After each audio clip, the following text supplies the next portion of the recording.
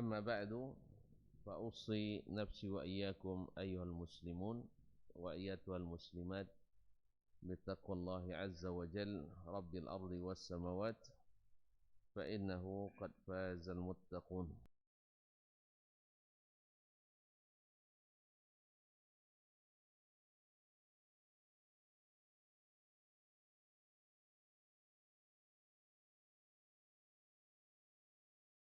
Dan saudara-saudari jemaah salat subuh di Masjid Zaid bin Thabit radhiyallahu anhu Pekanbaru, ataupun saudara dan saudariku yang mendengarkan melalui Radio Rabbani 91,1 FM ataupun yang menyaksikan melalui media dimanapun berada. Alhamdulillah, subuh ini kembali kita nikmati di sini. Mudah-mudahan Allah menerima ibadah salat kita, mengabulkan dan mendengar doa dan permintaan kita. Semoga Allah SWT mencatat kita di antara hamba-hambanya yang senantiasa bersyukur kepadanya. Wa qalilun min ibadiyas syakur.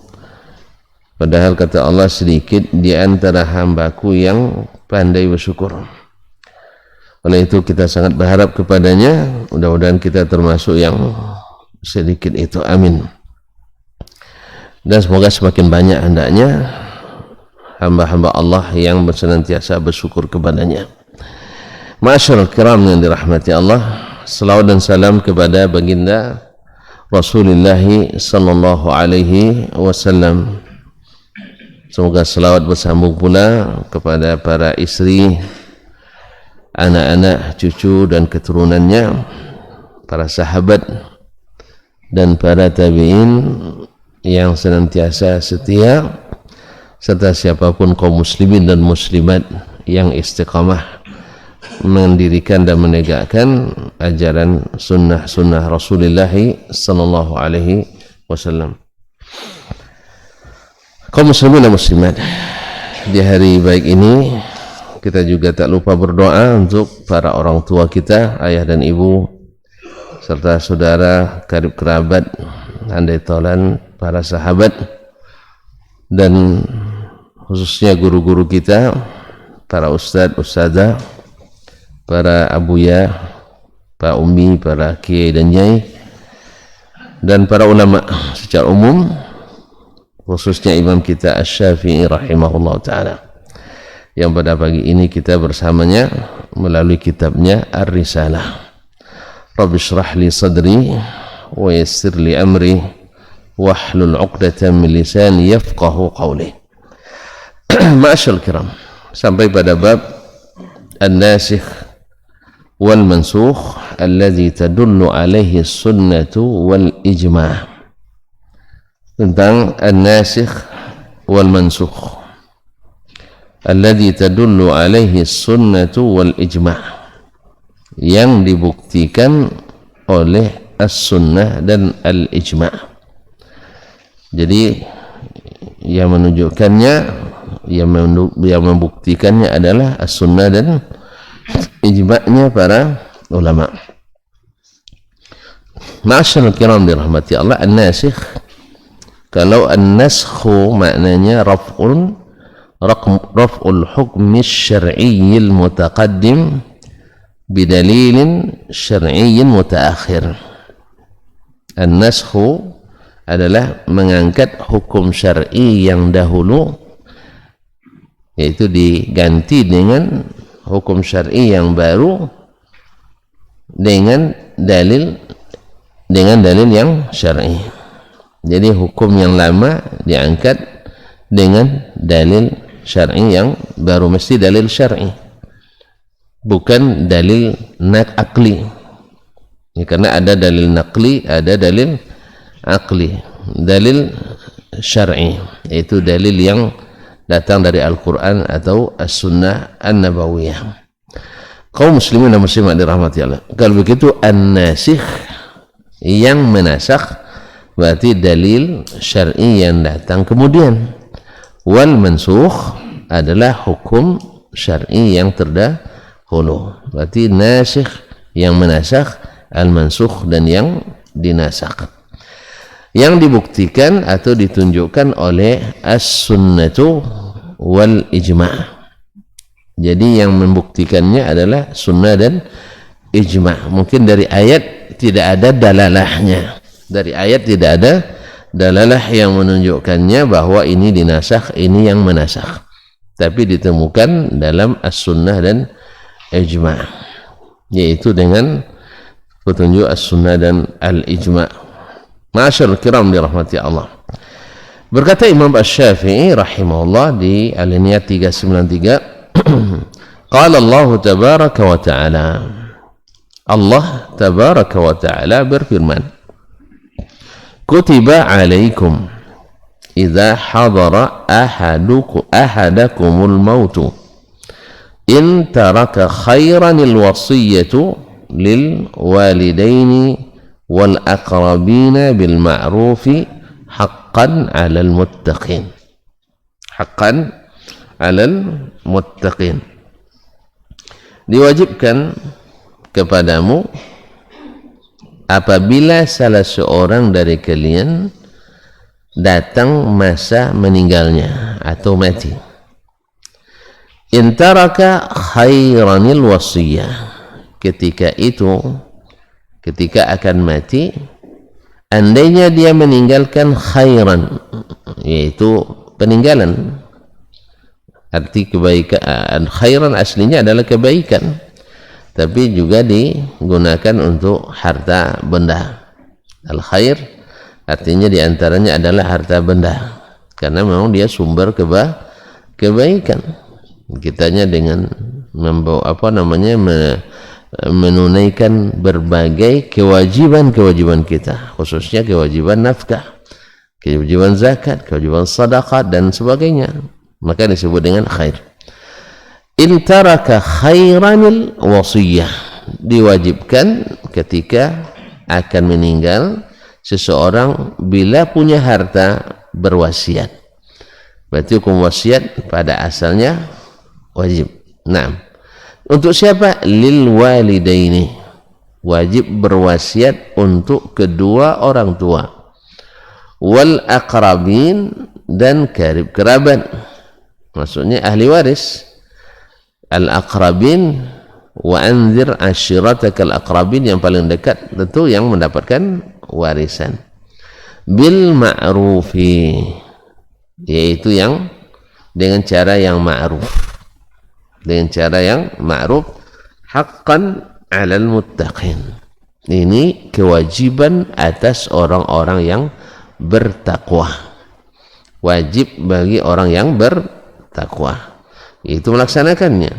Nah, kemudian beliau menyebutkan pula firman Allah SWT, qala Allah berfirman, walladzina yutawaffawna minkum wa yadharuna azwajan wasiyatan li azwajihim mata'an ilal hawli ghaira ikhraj فإن خرجنا فلا جناح عليكم فيما فعلنا في أنفسهن من معروف والله عزيز حكيم.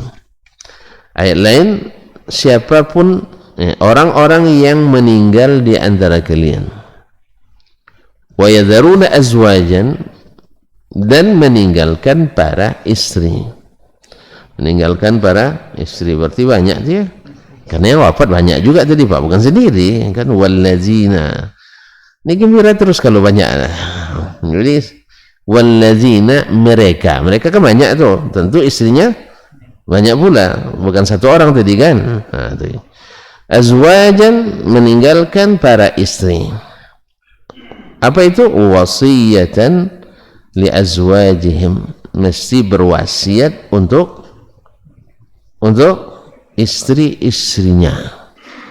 Jadi masing-masing berwasiat untuk istrinya, wajib lagi ya wasiat.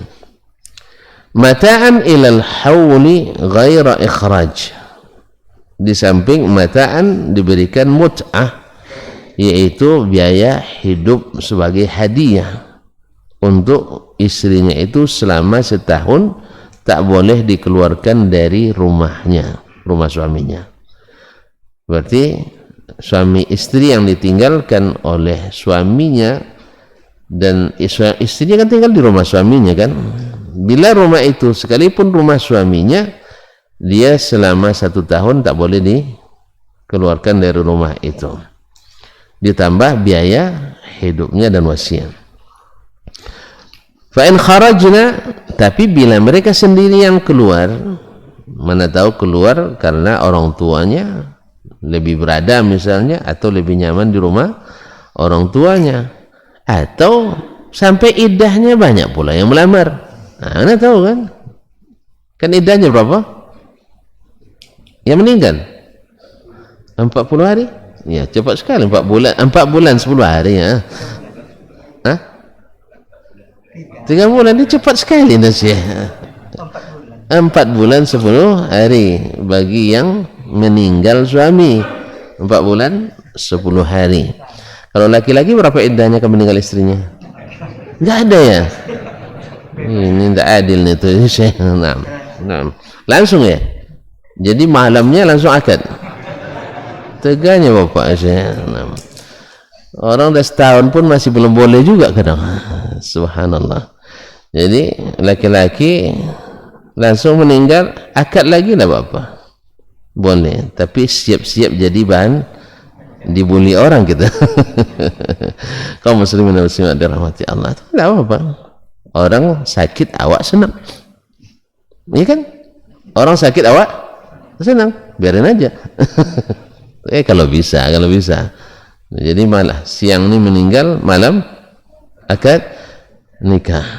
Jadi di sambutannya saya tidak tahu nih, apakah bersedih karena meninggal yang lama atau gembira karena dapat yang baru. Iya, sabarlah dulu Pak, sabar 3 bulan Pak ya. Masyaallah kiram dirahmati Allah SWT. 3 bulan pun masih ceritakan orang juga tuh Pak. Jadi 3 tahun dulu. 3 tahun kita ada pensiun pula. Kaum muslimin dan muslimat dirahmati Allah.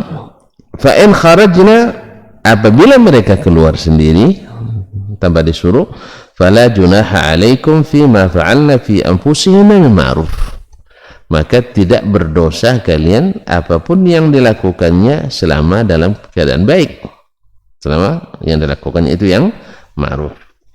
Wallahu azizun hakim, Allah maha perkasa lagi maha bijaksana. Berkata Imam Syafi'i rahimahullah, fa anzalallahu mirathal walidain wa man waritha ba'dahuma wa ma'ahuma minal aqrabin wa mirathaz zawji min zawjatihi waz zawjati min zawjiha.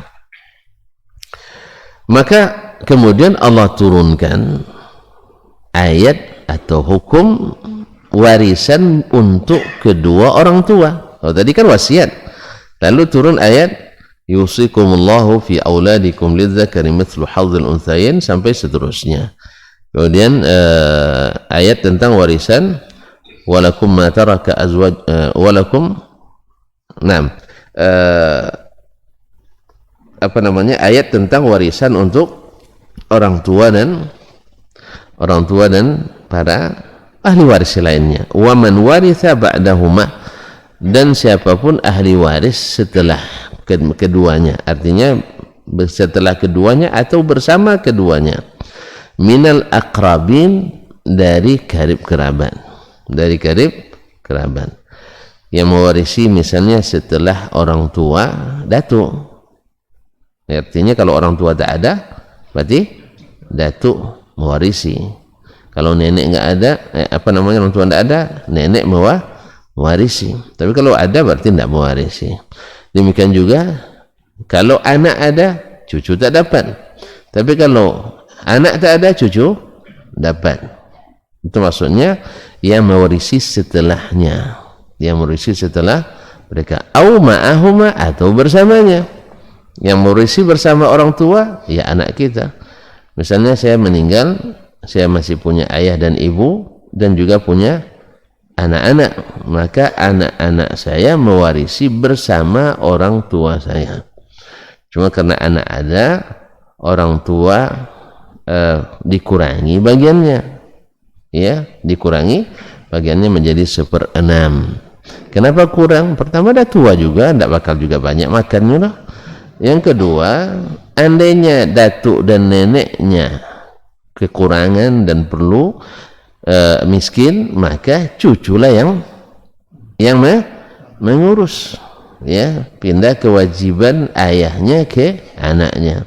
Makanya yang selalu Allah Subhanahu wa taala Maha tahu, yang punya tanggung jawab lebih besar biasanya dapat bagian lebih besar.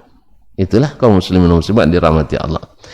Makanya suami kalau meninggal, istri dapat berapa? Setengah. Walakum nisfu ma taraka azwajukum illam yakun lahunna walad. Kalau tidak punya anak. Kalau punya anak, lupa lagi, pindah yang setengah tadi ke anaknya, dia dapat 1/4, anaknya dapat nanti bagian terakhir. Tapi terakhirnya banyak biasanya, ya, bagian terakhir itu bisa saja nanti 2/3 atau lebih atau kurang. Ma'asyiral kiram dirahmati Allah SWT. Jadi fa anzalallahu miratsal walidain wa man waritha ba'dahuma wa ma'ahuma. Lalu Allah turunkan tentang warisan untuk orang tua, ayah dan ibu, dan siapapun yang menjadi ahli waris setelahnya. Au ma'ahuma, atau bersamanya. Minal aqrabin, dari orang-orang terdekat kerabat. Wa mirathaz zawji min zawjatihi. Allah juga turunkan warisan bagi seorang suami bila istrinya meninggal. Jadi warisan untuk suami dari istrinya. Walakum nisfu ma taraka azwajukum illam yakul lahunna walad. Kamu dapat setengah dari warisan istri-istrimu kalau mereka tak punya anak. Kalau mereka tak punya anak. Kalau mereka punya anak, falakumur rubu' mimma tarakna. Kalau seandainya punya anak dapat 1/4. Kok kurang jadinya? Kalau gitu tidak usah aja punya anak. Jangan. Karena anak itu lebih berharga dari warisan. Makanya jangan berkelahi gara-gara warisan dengan anak. Anak itu lebih, ini ada lucu kadang nih. Ya, amal bercakap semua. Cokak sama anaknya sendiri gara-gara warisan, kan rugi betul lah. Anak juga lebih rugi lagi, jadi anak durhaka pada orang tuanya. Tapi begitulah kaum muslimin, bila harta tidak diiringi dengan pendidikan agama yang baik. Makanya tuan-tuan, didiklah anak seberapapun biayanya, tapi pendidikan yang baik. Tapi jangan cari harta lalu lupa mendidik anak kita, nanti jadi sumber musibah itu harta. Ya, sudah terlalu banyak kita dengar dan selalu sering kita lihat bagaimana ayah dituntut oleh anaknya dia. Nah, kan baru-baru ini Masya Allah anaknya seorang pengacara, Masya Allah, itu hebat dia nuntut ayahnya. Nah, subhanallah, na'udzubillah, thumma na'udzubillah. Ya, kalau sudah masih hidup begitu dia dengan orang tua, kalau mati, makanya kaum muslimin dan muslimat dirahmati Allah, jangan lupa untuk mengusahakan jadi anak-anak yang saleh tadi. Nah, kemudian wazaujati min zawjiha, juga warisan istri dari suaminya. Berarti sudah ada. Berarti wasiat tadi nggak ada. Tadi kan pertama wasiat yang wajib kan? Sekarang Allah berikan warisan.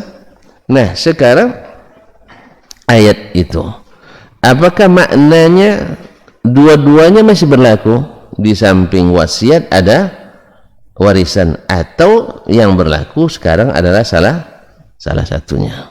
Faqala al-imam rahimahullah, fakanatil ayatani muhtamilataini. Kedua ayat tadi, ayat yang pertama yaitu wasiat untuk orang tua, ya kan? Kenapa? Kutiba alaikum idza hadara ahadakumul mautu in taraka khairanil wasiyatu lil walidaini wal aqrabin. Diwajibkan bagi orang yang akan meninggal untuk berwasiat, bila meninggalkan harta, untuk berwasiat untuk orang tua dan kerabatnya. Kemudian ayat yang kedua adalah walladzina yatawaffawna minkum wa yadharuna azwajan wasiyatan li azwajihim mata'an ila hauli ghaira ikhraj sampai akhir ayat. Nah, ini kan wasiat. Setelah itu turun tentang warisan, yusikumullahu fi auladikum lidzakari mithlu hadzil unthayaini sampai wasiyatan minallah. Sampai wasiyatan minallah sampai ujung ayat. Nah, kedua ayat itu kata Imam Asy-Syafi'i rahimahullah muhtamilataini, mengandung dua kemungkinan. Apa itu? Li'an tuthbita al-wasiyata lil walidaini wal aqrabin wal wasiyata lizauj wal miratha ma'al wasaya, yaitu menetapkan wasiat untuk kedua orang tua dan karib kerabat serta wasiat untuk suami atau istri, wal miratha ma'al wasaya, bersama wasiat itu ada warisan. Artinya kalau dua-duanya mungkin, maka bila ada orang meninggal tetap dia berwasiat untuk ayah sekian, untuk ibu sekian, untuk istri sekian. Setelah dia meninggal, betul-betul meninggal, lalu harta tadi dibagi. Tentu yang pertama ditunaikan wasiat. Misalnya wasiat untuk ayahnya 1 juta, wasiat untuk istrinya 2 juta, dan seterusnya. Harta yang ditinggal 10 juta misalnya. Berarti tinggal 7 juta. Yang 7 ini berlaku lagi hukum warisan yang disebutkan. Kalau tadi 7 juta, nah berarti istri karena tidak punya anak dapat 1/4. 1/4 dari 7 berapa, Pak? Payah baginya, bikin aja 8 juta lah dulu ya, biar mudah. 1/4 dari 8 juta, 2 juta. Kemudian selebihnya untuk anak-anaknya. Kalau ada orang tuanya, dapat 1/6. Nah, 1/6 dari 8 berapa? Payah lagi ngitungnya, jadi kan 6 juta. Ya kan tinggal 6 lagi. Enggak, dari semuanya 1/6. Nah, kemudian baru asabah untuk anak-anak kalau ada tadi. Baik. Nah, apakah ini yang berlaku atau yang lain? Yang lain. Ya, berkata Imam Syafi'i, apakah fakanatil ayatani, kedua ayat itu muhtamilataini, menandung dua kemungkinan. Li'an tuthbital wasiyata lil walidain, yaitu untuk menetapkan wasiat untuk dua orang tua, wal aqrabin dan karib kerabat, wal wasiyat liz zauj, wasiat untuk istri atau suami, wal miratha ma'al wasaya, dan warisan bersama wasiat-wasiat, fayakhuduna bil mirathil wasaya, sehingga mereka dapat bagian warisan dan wasiat. Warisan dan wasiat. Jadi wow semua nih. Ini vitamin wow ini sangat manjur nih. Kami selalu mengistilahkan kalau ada koneksi namanya vitamin wow. Jadi kalau di Arab sana berurusan biar mudah harus punya vitamin wow, yaitu wasta, yaitu koneksi. Jadi ada mama apa dalam cepat selesai itu. Tapi kalau sogok tak ada. Kalau kita vitamin S, vitamin suap atau sogok, itu aja bedanya. Nah, mana yang bagus tuh? Hah? Bagus dua-duanya? Enggak bagus ya? Enggak boleh membantu keluarga? Boleh, asal dia berkepatutan dan berkelayakan. Nah, itu berpatutan kan mempercepat selesai. Bukan maksudnya yang tidak penuhi syarat langsung lulus juga. Enggak. Artinya yang misalnya harus selesai 3 hari, selesai 2 hari, boleh enggak? Kalau enggak banyak ini sim-sim tembak nih kena. Boleh, asal tidak mengambil hak orang lain. Jelas ya? Saya misalnya kalau ngurus sendiri harus ngantri 3 hari melalui PED, ya segan sama ustaznya sehari selesai sama PED. Boleh apa enggak? Ya boleh, selama tidak mengganggu urusan orang lain. Terganggu orang? Enggak, alhamdulillah. Ini gara-gara urusan ustadznya 50 orang enggak selesai hari, itu enggak boleh. Jelas? Tapi kalau hanya sekedar dicepatkan, tidak mengganggu urusan orang lain. 50 hari itu selesai, tetap juga 50, tambah 1 untuk ustaz. Boleh kan? Alhamdulillah. Yang tidak boleh itu adalah ada daftar jadi PNS, CPNS 10 orang. Dah lulus 10, tiba-tiba masuk keponakan saya. Sebenarnya administrasi tidak lulus, apalagi tes apa? Tiba-tiba saya masukkan, cabut yang 1. Itu dosa. Itu dosa. Jelas? Sebab memasukkan ini mengambil hak orang lain gara-gara pakai baik koneksi vitamin wow atau vitamin S. Nah, jelas? Jelas Pak deh? Alhamdulillah. Jadi kalau saya minta bantu, nanti bantu aja Pak. Ya, tapi mohon maaf Ustaz, gara-gara Ustaz itu saya enggak usah. Itu. Jelas? Kaum muslimin dan muslimat dirahmati Allah Subhanahu wa taala. Wa muhtamilatan bi an takuna al-mawarithu nasikhatan lil wasaya. Kemungkinan kedua kata beliau adalah ayat-ayat warisan menasakh ayat-ayat wasiat. Menasakh ayat-ayat wasiat. Ya, artinya kewajiban wasiat tadi. Baik. Kalau dinasakh berarti yang berlaku sekarang adalah tidak boleh ahli waris dapat wasiat. Sebab nanti ada la wasiyata liwaris. Naam. Baiklah kaum muslimin, falamma ihtamalatil ayatani ma wasafna, ketika kedua ayat itu berkemungkinan mengandung makna yang pertama, yaitu wasiat dan warisan masih sama-sama berlaku, atau ma wasafna, apa yang sudah kita sebutkan, kana ala alil ilmi talabud dalali min kitabillah, talabud dalalati min kitabillah, maka wajib bagi para ulama untuk mencari pembuktian dari kitabullah, apakah keduanya berlaku atau tidak. Fama lam yajiduhu nassan fi kitabillah, selama tidak mereka dapatkan secara nas dalam kitabullah bahwa hukum yang pertama sudah dibatalkan dengan hukum yang kedua, tidak ada secara tekstual dalam Al-Quran. Karena kan nasakh Al-Quran kan dengan Al-Quran, kata Imam Syafi'i rahimahullah ta'ala, tapi tidak bisa dibuktikan dalam Al-Quran sendiri. Taib talabuhu fi sunnati Rasulullah SAW, tidak dapat petunjuk di dalam Al-Quran, maka pasti ada dalam As-Sunnah, maka dicari oleh mereka dalam sunnah Rasulullah sallallahu alaihi wasallam.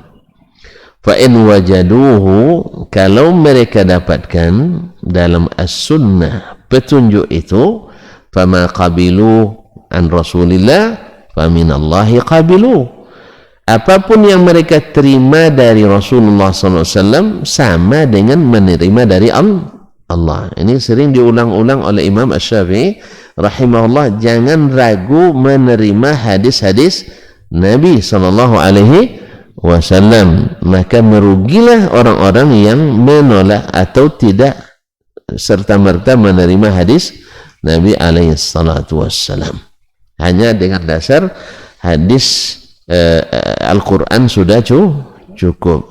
Nah, fa in qabil wajadu fama qabilu ar Rasulillah sallallahu alaihi wasallam faminallahi qabilu, andainya mereka dapatkan dalam as-sunnah petunjuk itu mereka terima, maka yang mereka terima dari Rasulullah sallallahu alaihi wasallam sama artinya dengan menerima dari Allah tabaraka wa taala bimaftarada min ta'atihi, sebab Allah telah mewajibkan taat ke Rasulullah sallallahu alaihi wasallam.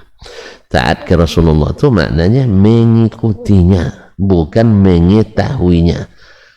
Ya, tahu cuma tidak diikuti taat namanya. Tidak. Ya, ada orang tua kita perintah minta tolong sama kita, oh saya anak taat.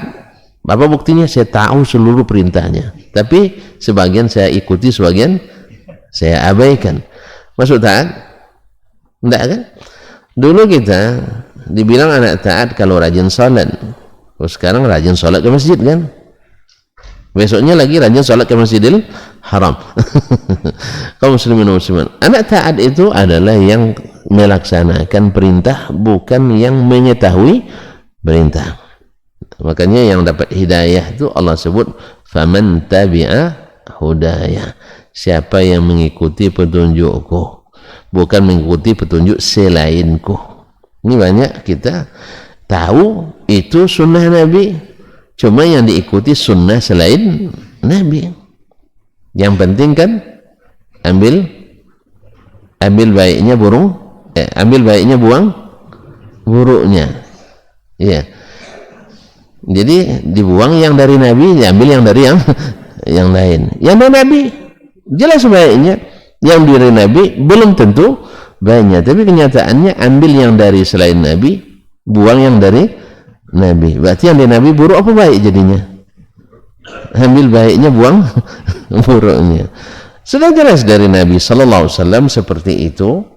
Lalu kita ambil dari selain Nabi alaihi salatu wassalam. Kaum muslimin dan muslimat yang dirahmati Allah Subhanahu wa taala. Wa wajadna ahlal futya wa man hafizna anhu min ahli al-ilmi bil maghazi min Quraisy wa ghairihim la yakhtalifuna fi anna an-nabiy sallallahu alaihi wasallam qama 'amal fath. Afwan, qala 'amal fath la wasiyyata liwarithin wa la yuqtalu mu'minun bikafir. Wa ya'thirunahu aw wa ya'thurunahu, dua-duanya boleh, wa ya'thirunahu aw wa ya'thurunahu an man hafidhu anhu mimman laqu min ahli ilmi bil maghazi. Lalu kita dapatkan para ahli fatwa, berarti para ulama yang mujtahidin, wa man hafizna anhu min ahli ilmi, dan siapapun yang kami hafalkan fatwanya dari kalangan ulama bil maghazi, yang ahli di bidang maghazi. Al maghazi jam'u maghza, dan ini maksudnya adalah peperangan. Artinya yang ahli dan tahu bagaimana kejadian-kejadian sirah nabawi, tapi disebutkan maghazi karena biasanya yang penting-penting itu kan peperangan-peperangan yang terjadi. Karena peristiwa-peristiwa itu maka disebutkan sebagai karena itu yang dominan disebutkan dalam sirah, sehingga disebut maghazi. Maknanya adalah sirah Nabi sallallahu alaihi wasallam. Misalnya seperti Muhammad ibn Ishaq, Musa ibn Uqbah, Muhammad bin Umar al-Waqidi, dan lain-lainnya yang merupakan a'immatul maghazi, imamnya di bidang sirah nabawiyah. Ibnu Hisham dan Ibnu Sa'ad sahibul tabaqat, katibul waqidah, dan sebagainya.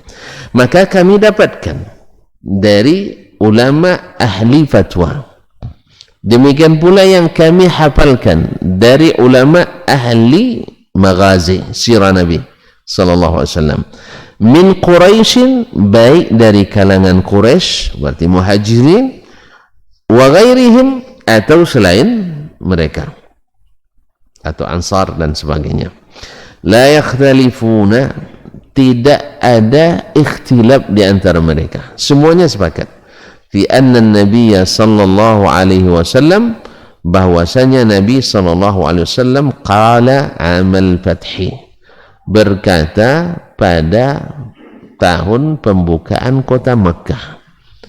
Berarti di kapan itu? Tahun ke-8, 10 Haji Wada, 8 Hijriyah. Berarti terakhir atau di awal? Terhitung terakhir atau di awal-awal? Tahun 8 Pak, tanggal 10-11 Nabi meninggal lagi. Berarti di belakangan. Ayat warisan duluan tuh turun, di awal-awal pindah ke Madinah.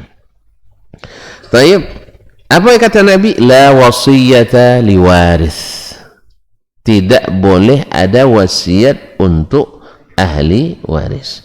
Artinya yang dapat warisan tak boleh menerima wasiat. Tahunya dari mana ini dia akan warisan? Ya tahulah kita bahwa saya akan meninggal, tentu tahu saya siapa ahli warisnya.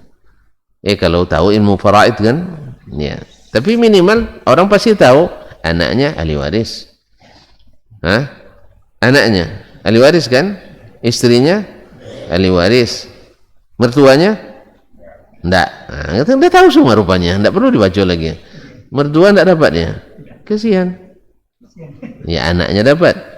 Nah, tapi kalau diberi nanti setelah meninggal, dia hadir pula pas pembagian kan, kasih sebelum dibagi enggak apa-apa. Boleh. Orang yang hadir dalam pembagian, baik orang miskin ataupun yang lain, baik sebagai hadiah ataupun sedekah, sesuai dengan kerelaan ahli waris. Tapi kalau habis pula nampak mah dia janganlah. Nah, kaum muslimin dan muslimat dirahmati Allah, la yakhtalifuna, tidak ada perselisihan pendapat dari riwayat bahwa Nabi mengatakan tidak ada warisan atau tidak boleh wasiat kepada ahli waris. Nah, andai pun yang meninggal dah terlanjur berbuat, menuliskan wasiatnya, ya misalnya dia tidak tahu agama ini, tidak tahu, maka dia wasiatkan anak perempuan saya sekian miliar, anak laki-laki saya sekian miliar, menurut dia ini wasiat, ya ditulis di akta notaris misalnya. Kan banyak orang seperti itu kan, apalagi kalau di barat-barat seperti itu memang. Jadi istrinya dapat sekian, asetnya istri kedua, tidak ada istri kedua, simpanan, istri simpanan. Ya, mereka kalau resmi tidak boleh, tidak resmi wajib. Itu yang kita tiru nampaknya. Kalau poligami ditentang habis-habisan, tapi kalau gami-gami semuanya punya. Kalau diketahui saling menutupi aja lah katanya, ini dosa jemaah. Allah musta'an. Jadi kita tuh masya Allah, jadi hukum Allah kita tinggalkan, hukum kita tonjolkan. Allah musta'an. Ada pejabat dulu, enggak sekarang ya, dulu tadi mana lupa saya di mana tempatnya, ya seorang camat waktu itu tertuduh berpoligami, atau terduga, ya bukan tersangka, terduga berpoligami, artinya nikah siri dan nikah tapi sirri, rahasia. Akhirnya ada yang tidak senang, diadukan, dan itu berujung pada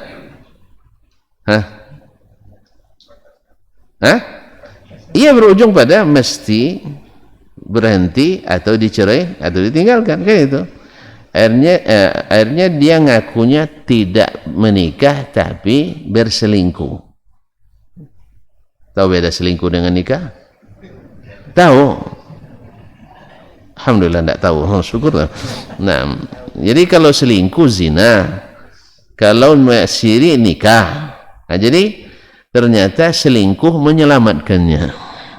Nah, makanya orang semakin hari semakin sekarang orang bangga dengan selingkuh, kan bebas dia, bisa menyelamatkan. Itulah selamat di dunia tapi terlaknat di akhirat. Allah musta'an. Jadi orang untuk selamat kadang-kadang ngaku berzina, sebab kalau ngaku menikah bertentangan dengan Kepres atau Perpres nomor berapa? Saya lupa ini. Karena ada lama saya saking apanya sampai berniat kalau sempat jadi presiden saya cabut nih. Gembira tuan-tuan dengarnya. Ini enggak kampanye loh, enggak. Nah, ini yang bikin penderitaan para suami di Indonesia. Dengan peraturan turunannya. Kalau berzina selamat. Tapi kalau menikah dipecat. Hanya ngaku dia tidak menikah tapi hanya berselingkuh, berhalus, namanya selingkuh. Bahasa apa tuh? Kita ini ahli bikin memperhalus yang di amplas terus akhirnya halus nih ya, PSK. Masya Allah, pekerja resmi kan legal kalau jadi PSK. Allah musta'an. Semoga Allah jaga kita dan anak-anak kita. La wasiyata liwaris. Jadi andainya dia pun berwasiat dan tuliskan di notaris dan sebagainya, lalu dia meninggal, maka wasiat seperti ini wajib dibatalkan, tidak ditunaikan. Kalau kita bilang bahwa ayat wasiat sudah dinasakh. Baik, kita dengarkan. Jadi kita dapatkan kata Imam Syafi'i rahimahullah, seluruh ulama maghazi tentang sirah Nabawi dari Quraisy dan selain mereka, demikian juga para ulama yang selalu memberikan fatwa bahwa mereka tidak berbeda pendapat. Nabi SAW pada tahun ke-8 Hijriah ketika Fathu Makkah, yaitu kembalinya kota Makkah ke dalam Islam, beliau mengatakan la wasiyata liwaris, tidak boleh ada wasiat untuk ahli waris. Wala yuqtalu mu'minun bikafir, tidak berlaku qisas antara orang Islam dengan non-Islam. Tidak boleh orang beriman dikisas gara-gara membunuh orang kafir. Tapi apa? Diyat ada, tebusan. Karena mana yang mahal darahnya? Mana yang mahal nyawanya? Nyawa ahli jannah atau ahli nar? Ahli jannah. Nah, jadi siapa yang ingin mahal darahnya tinggal mengucapkan syahadat. Tapi mentang-mentang murah jangan sembarangan, Pak. Tidak boleh. Yang murah tidak boleh. Sebab kita juga tidak boleh melakukan kezaliman kepada siapapun. Maka menumpahkan darah orang kafir berdosa tidak? Kalau tidak syariat. Jadi kalau tidak syar'i berdosa. Maka tidak syar'i menumpahkan darah orang kafir dalam 3 hal. Satu, orang kafir yang tinggal di negeri kaum muslimin, ya, zimmi namanya. Siapa yang menumpahkan darah mereka dengan zalim, maka tak mencium bau surga. Yang kedua adalah al-musta'man, orang yang diberikan suaka. Dia tidak aman di negerinya, lalu minta perlindungan ke negeri kaum muslimin, lalu diberikan.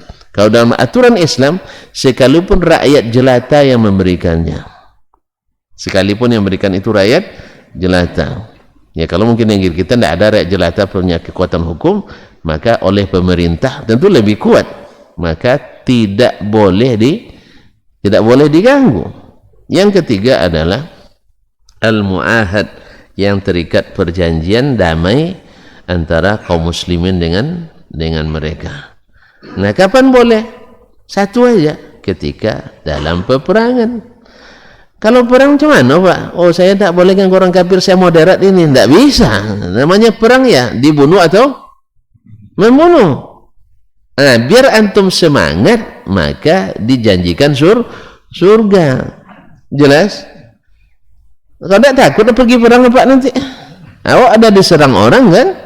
Ya, yang namanya serang menyerang antara mukmin dengan yang bukan mukmin, musuh, itu tidak bisa. Tidak kita serang pun kita akan serang. Buktinya Nabi SAW dah lari ke Madinah hijrah dengan izin Allah SWT, masih dikejar kan? Dikejar terus. Terjadi perang Uhud, terjadi perang Ahzab, dah, ya kan? Ya, bersekutu orang semuanya untuk menjatuhkan Nabi dan para sahabat. Sampai hari ini orang-orang ingin menjatuhkan kita untuk naikkan kita. Makanya diadu dombanya pertama antara kita dulu. Ini diadu domba antara kita dulu. Ya, orang Syiah bertepuk tangan ketika kita antara ini dan itu, antara Aswajan Wahabi, Masya Allah. Itu tepuk tangan nih. Diambilnya foto-foto, Masya Allah, foto-foto yang dikiranya Syekh Muhammad bin Abdul Wahab, Malik Abdul Aziz dengan orang-orang Inggris dan Perancis, sehingga Arab Saudi bentukan Inggris dan Perancis. Padahal itu adalah yang bersekongkol adalah Asy-Syarif Ali yang dulu gubernur Makkah dari kalangan astagfirullah, ini kaum muslimin. Tapi yang mendapat tuduhan adalah akhirnya Syiah yang mengambil keuntungan di situ. Kita diantuk-antukkan selalu, awak suka pula berdebat kan? Tidak suka beramal, tidak taat, tidak suka berdebat. Akhirnya yang dinaikkan adalah bendera golongan dan organisasi, bukan bendera sunnah Nabi SAW. Maka jangan mau diadu ya, Pak, ya. Ya, diserang pun diam aja lah. Nah, kalau perlu, iya, jawab dengan ilmu, jangan jawab dengan caci maki dan cemooh. Ya, cemooh biarin aja, tapi jawab dengan ilmu kalau mau jawab juga. Nah, Kalau enggak, diam saja. Karena diam itu emas, kata orang tua.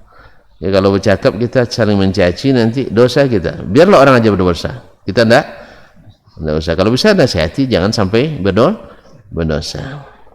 Jelas? Tapi menyebutkan ini hak, ini batil, itu wajib. Enggak berdosa kita. Ya, siapapun yang punya ilmu lalu dia diamkan, nanti dikekang dengan api neraka. Ya, siapapun merasa dia di pihak yang benar, sampaikan. Enggak ada masalah. Ya, siapa merasa di pihak yang hak, sampaikan dengan dalilnya, tapi hindari saling memfitnah, saling mencaci maki. Karena tidak ada untungnya caci maki itu, hanya syaitan yang bertepuk tangan, apalagi kalau kita pemecah barisan. Tapi menunjukkan ini salah, ini betul, itu kewajiban. Tidak bisa, tidak. Kalau tidak usah berilmu. Kalau tidak usah berilmu. Kalau tidak berilmu pun disalahkan juga kita. Lebih baik disalahkan dalam keadaan berilmu daripada tidak berilmu. Karena tidak berilmu dibilang tidak ada, dikit aja ilmu, yang si dibilang bodoh juga, padahal tidak ada sama sekali kan. Jadi kaum muslimin dan muslimat, jadi yang kita ini memang mudah diadu domba. Nah, dijadikan domba ini mau juga. Nanti jadi domba-domba yang Allah musta'an. Sudah diadu domba tentu berpencar kita. Akhirnya jadi domba-domba yang tersesat. Kalau domba-domba tersesat kan mudah diciduk tuh. Ya kan? Maka jangan jadi mau diadu domba, apalagi jadi domba yang tersesat. Jelas? Nah. Wa ya'thurunahu an man hafidhu anhu mimman laqu min ahli al-ilmi bil maghazi. Dan inilah yang mereka riwayatkan, mereka nukil dari siapa yang mereka hafalkan riwayatnya, yang ditemui di antara para ulama maghazi tadi, yang menemuinya langsung dengan riwayat, yang tidak bertemu melalui catatan dan kitab. Seperti Imam Ibn Sa'ad punya kitab At-Tabaqat sekitar 10 jilid, dan banyak riwayatnya dari Muhammad bin Umar Al-Waqidi dan Al-Maghazi. Mungkin Al-Maghazi Ibn Al-Waqidi tidak sampai kita, tapi muridnya yang mencatat sampai pada kita. Nah, Musa bin Uqbah misalnya, mungkin kitab tidak sampai ke kita, tapi ada dalam kitab-kitab hadis seperti Sahih Bukhari, Tarikhul Kabir dan sebagainya. Nah, fakana hadza naqla ammatin an ammah. Ini sama dengan nukilan orang banyak dari orang banyak. Naam, wa kana aqwa fi ba'dil amri min naqli wahidin an wahid. Dan ini dalam suatu sebagian perkara lebih kuat dari nukilan orang per orang. 1, 2, 3, bukan orang banyak. Walaupun mereka bukan ahli hadis, ahli riwayat dalam hadis. Kan hadis kan syarat-syaratnya begini. Tapi di dalam riwayat sirah tidak terlalu diwajibkan untuk sanad yang kuat. Ya, makanya ulama dalam masalah sirah nabawiyah, dalam tafsir dan sebagian dalam fadailul amal, hadis-hadis dhaif pun tetap diamalkan. Hadis dhaif tetap diamalkan. Nah, ini Imam Syafi'i rahimahullah, beliau menyebutkan, saya tidak menemukan riwayat yang thabit tentang la wasiyata liwaris, tidak boleh ada wasiat bagi waris. Tapi ini makna ini diriwayatkan oleh ahli sirah nabawi dari orang-orang yang secara ilmu hadis tidak kuat. Demikian juga seluruh ulama ijma' berfatwa seperti itu. Maka ini seperti riwayat orang ramai dari orang ramai sampai ke zaman Nabi SAW. Ini lebih kuat daripada riwayat satu orang walaupun thiqah tadi. Ini menurut Imam Syafi'i. Dan Syekh Ahmad Syakir menimpali atau memberikan komentar, mungkin wallahu alam tak ada riwayat yang sampai ke Imam Syafi'i dari jalur yang kuat sehingga dia mengatakan itu. Padahal masih banyak jalur lain yang diriwayatkan oleh Imam Malik, Imam Ahmad, Imam At-Tirmizi, Al-Baihaqi, Ibnu Majah dan sebagainya dari jalur yang tidak disebutkan oleh Imam Asy-Syafi'i. Jelas? Berarti hadisnya sahih atau tidak? Sahih. Dari jalur Imam Syafi'i katanya tidak sahih. Tapi ada riwayat ahli sejarah yang ramai, tidak ada ikhtilaf. Juga ulama fikih pun juga tidak ada ikhtilaf di zaman itu. Jelas tuh? Ya, nampaknya bingung nampaknya. Kalau bingung saya stop aja. Anda tidak mau bingung karena lama. Saya ulang kembali bahwa ijma'nya ulama dalam suatu masalah itu kuat, lebih kuat daripada riwayat 1-2 orang walaupun terkenal thiqahnya. Jelas? Nah, karena ulama ahli semuanya sudah ijma' berfatwa bahwasanya orang yang mewarisi tidak menerima wasiat. Jelas tuh? Nah, apalagi ayatnya jadi 2.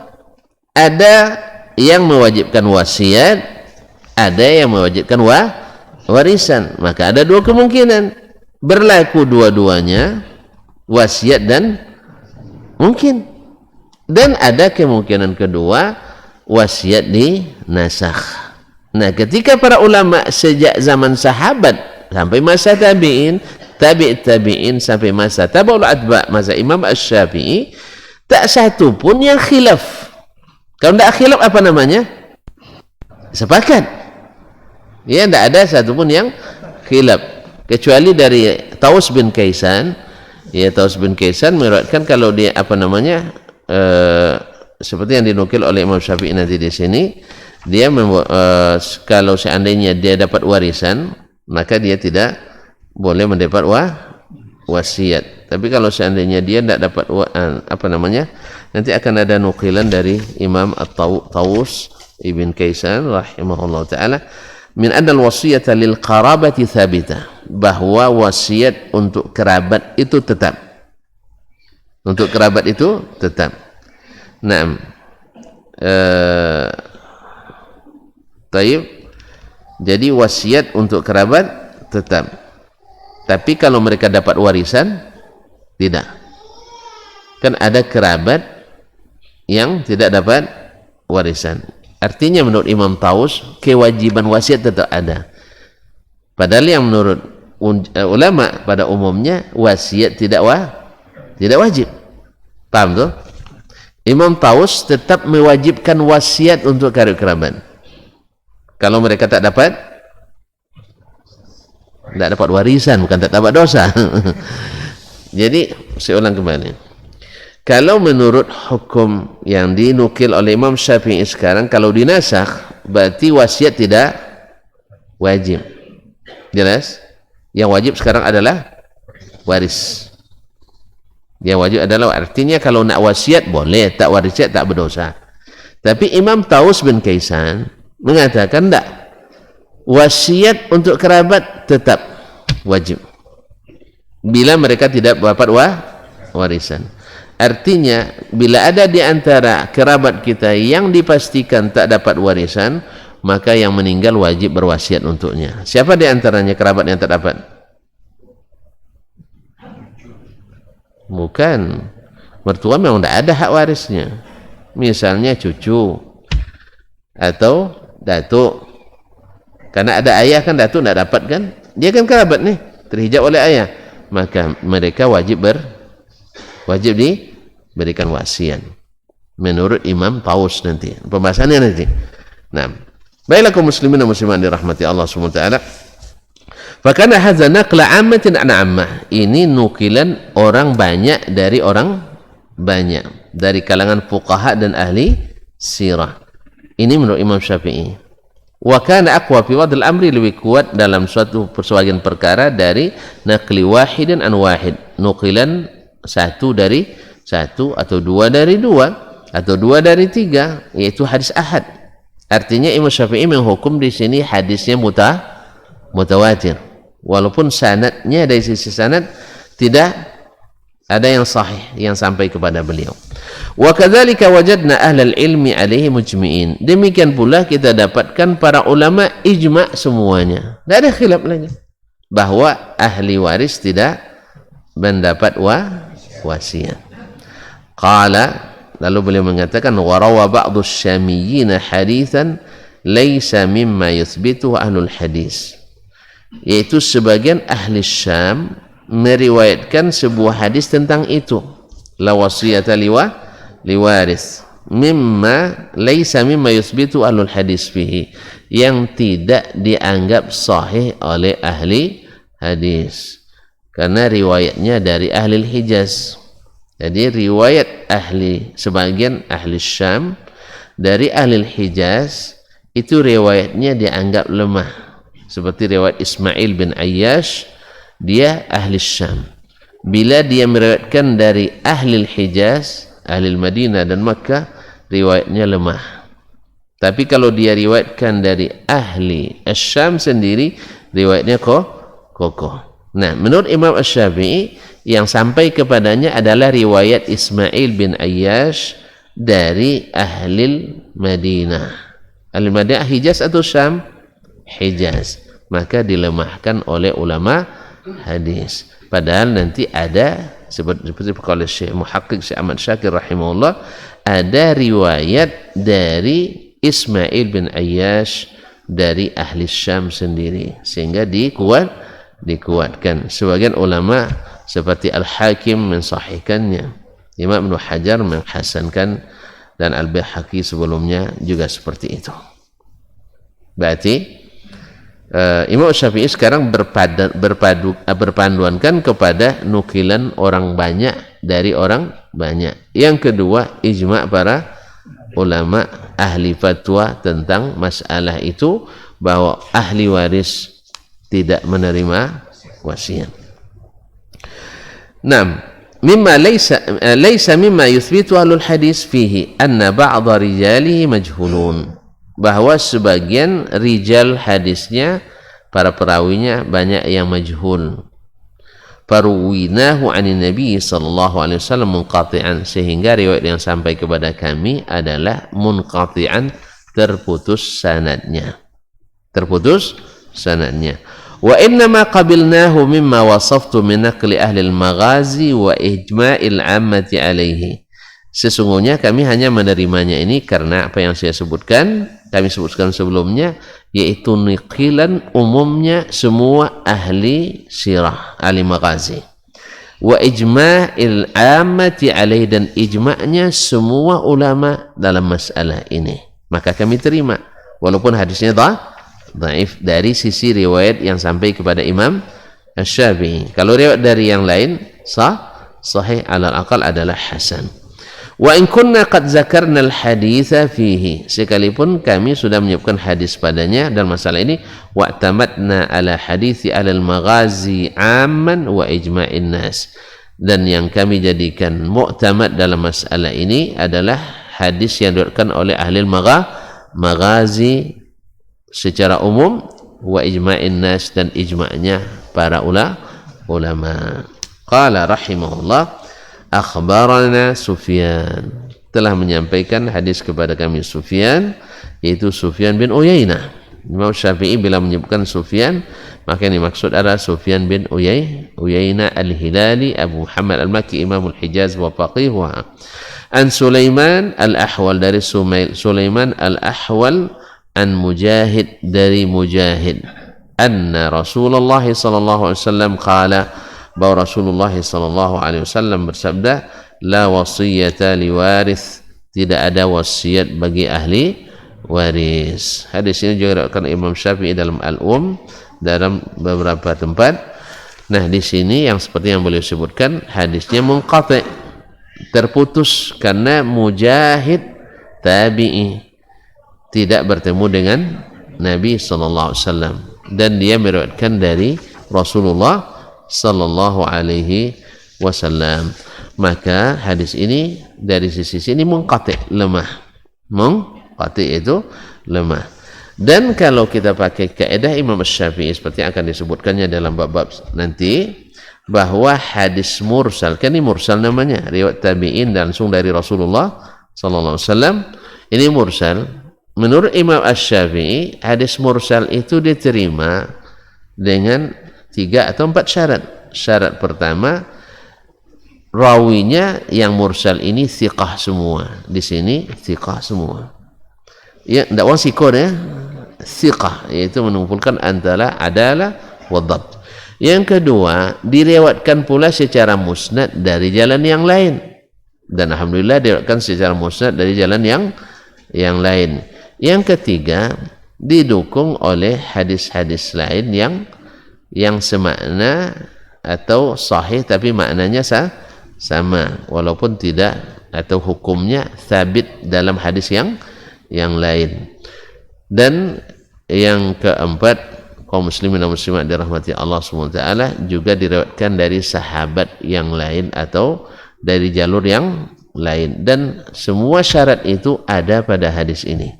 Sehingga dengan demikian, kalau mengikut syarat Imam Asy-Syafi'i, hadis ini tetap dipakai. Apalagi beliau menyebutkan sudah ijma'nya para ulama fuqaha dalam masalah ini. Insyaallah kita sambung lagi nanti ya. Ya, kita sambung lagi. Sebab kalau diuncah yang setelahnya nanti mungkin agak lama dikit. Tentu anda boleh nengok-nengok jam nampaknya. Sama saya juga. Nah, karena jadi SH pagi-pagi SH sopir harian anak.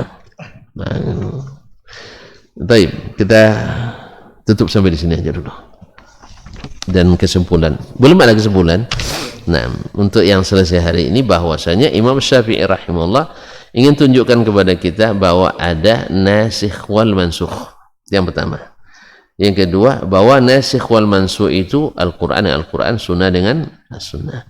Yang ketiga, bila tidak ditemukan bukti nasakhnya dalam Al-Quran, dicari dalam As-Sunnah. Dicari dalam As-Sunnah. Maka ditemukanlah oleh imam bahwa dalam sunnah Nabi di Haji Wada adalah ahli waris tidak mendapatkan wasiat.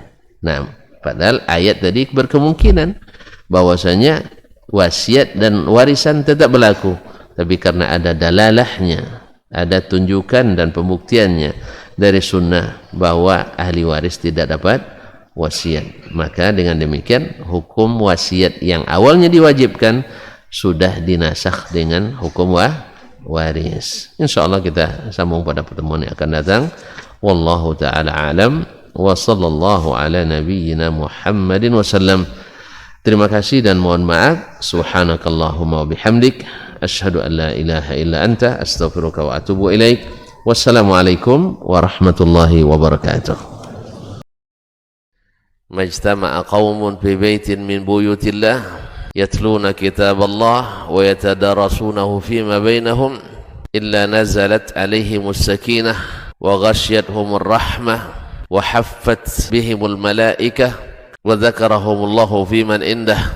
Tidaklah suatu kaum duduk di salah satu rumah Allah membaca ayat-ayat Allah dan sama-sama mempelajarinya kecuali turun kepada mereka as-sakinah, ketentraman dan kenyamanan, wa ghasyiyatuhumur rahmah, dan mereka diliputi pula oleh rahmat, kasih sayang dari Allah Subhanahu wa taala, wa haffat bihimul malaikah, dan mereka pun dikelilingi oleh para malaikat karena malaikat suka majlis-majlis zikir dan ilmu. Wa dzakarahumullahu fiman indah, dan Allah akan banggakan sebut-sebut mereka di kalangan malaikat-malaikat yang ada di sisinya di masyarakat atas. Mudah-mudahan kita termasuk yang sering disebut-sebut di sisi Allah di kalangan para malaikat, dan di akhir majelis ini mudah-mudahan kita pula mendapatkan seperti yang tersebut dalam hadis qudsi, qumu maghfuran lakum, silahkan berangkat meninggalkan majelis ini dalam keadaan diampuni dosa-dosa kalian.